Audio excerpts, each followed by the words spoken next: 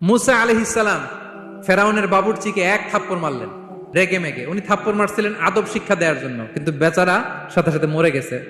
উনি মারছিলেন আদব শিখানোর জন্য, বেচারা যে মরে যাবে মুসা আলাইহিস সালাম জানতেন না। এখন দেখে সব গুনাহ, সেটা তো মরে গেছে, অক্কা পাইছে। উনি দিলেন দৌড়। মুসা আলাইহিস সালাম দৌড়াতে দৌড়াতে প্রাণ ভয়ে চলে গেলেন আরেক সীমান্তে, মিশর ছেড়ে আরেক এলাকায়। যে দেখে কিছু লোক ধাক্কাধাক্কি করে তাদের উটগুলোকে পানি খাওয়াচ্ছে, আর দুইটা মেয়ে পাশে চুপ করে বসে আছে। উনি বুঝতে পারলেন মেয়েগুলো এই ইয়াং ছেলেদের সাথে ধাক্কাধাক্কি করে টিকতে পারবে না। উনি এগিয়ে গেলেন, বললেন তোমরা পানি খাওয়াবো ওটদেরকে? হ্যাঁ খাওয়াবো, আসো। উনি ওটগুলো নিয়ে সবাইকে সরিয়ে পানি খাইয়ে দিলেন, মেয়েরা চলে গেল। এবার বাবার কাছে যেয়ে বললো, বাবা এমন এক ছেলের সন্ধান পাইছি, ছেলেটা খুব ভালো, আমাদের চেহারার দিকে তাকায় না, মাটির দিকে তাকিয়ে কথা বলে। আজকে এই লোক না থাকলে আমরা আমাদের ওটগুলোকে পানি খাওয়াতে পারতাম না। আর ভিনদেশী লোক আমরা চিনিও না।